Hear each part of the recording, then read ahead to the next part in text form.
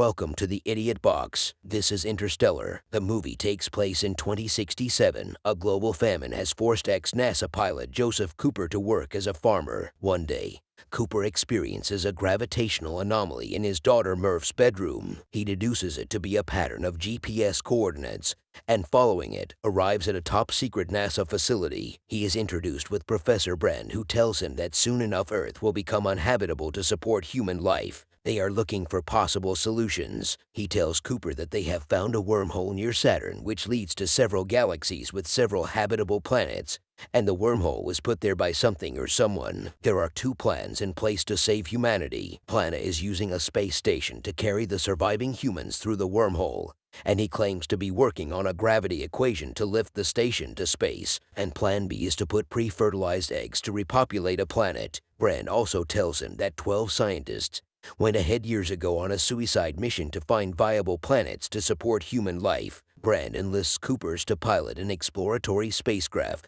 to go into the space and explore potentially habitable planet. Cooper agrees, leaving behind his children to whom he promises to return. He commands a shuttle carrying 3 other scientists, Romilly, Doyle, and Brand's daughter Amelia. They dock with a larger spaceship called the Endurance. While being put into cryosleep for their long journey to Saturn, Amelia tells Cooper that they received communication from 3 planets in the same system. The ship reaches around Saturn, and the group enters the wormhole, and Amelia experiences a gravitational anomaly and believes that she just made first contact with the beings that made wormhole. Their mission is to investigate 3 planets orbiting a supermassive black hole called Gargantua, each of which was previously explored by a NASA scientist explorer. Romilly tells that the first planet is Dr. Miller's and the most promising and nearest, but it is affected by the black hole's gravity, which causes a time dilation, meaning 1 hour on the planet is 7 years on Earth. So Coop, Amelia, and Doyle land on the planet, which is mostly aquatic,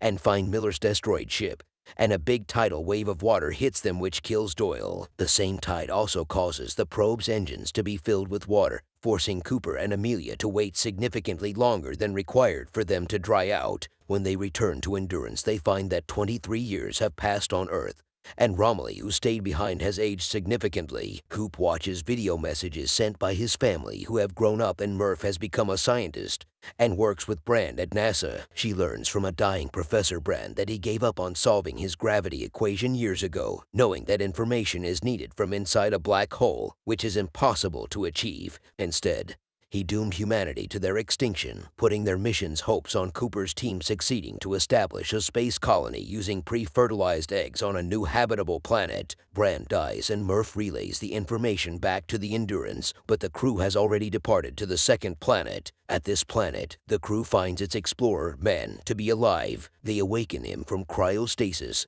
and ask about his planet's potential for habitat. Man reveals that although the planet is completely covered with ice, the surface has a completely different ecosystem which may support life. They receive Murph's transmission, and the group realizes that Plan A was a sham. Coop asks to return to Earth to be with his family after helping them set up. Romilly and Coop plan that while returning to Earth, Coop can shoot a probe containing TARS the robot into the black hole, who can collect the data and relay it back, giving a fighting chance to the people of Earth. Coop and Man go to explore the surface while Amelia sets up the base camp. Man attacks Coop and reveals that he falsified the data in the hope that NASA sends a mission to rescue him. Romilly dies in an explosion when he attempts to access the system's logs. Man attempts to hijack the Endurance spacecraft. He is killed when his craft fails to dock properly, and Cooper manages to regain command of the Endurance. He realizes that the Endurance only has enough resources for 1 person to safely complete their mission. Cooper initiates a slingshot move around Gargantua, setting it to use gravity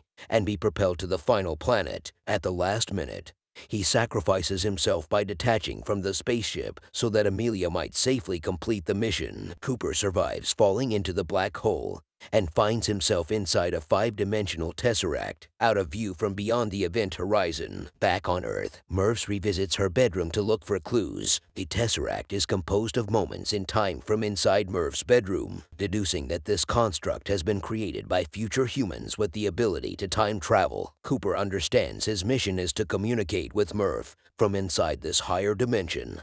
He sends messages to her using gravity. Murph finds her father's old wristwatch on the bookshelf and picks it up. She notices the second's hand moving irregularly. Realizing the ghost is her father, she decodes the information that Cooper is feeding her about the black hole's singularity. This allows her to solve Brand's gravity equation. His mission now completed, Cooper is ejected from the tesseract by the future beings, who place him back near the wormhole outside Saturn. Cooper wakes up in the space station and is introduced to Murph using the gravity equation.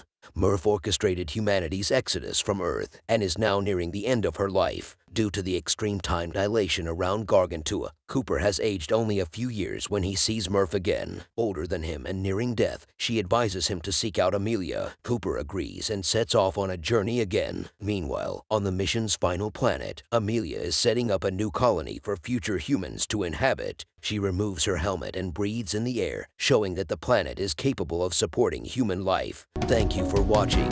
Like, share, and subscribe, and press that bell icon for future updates.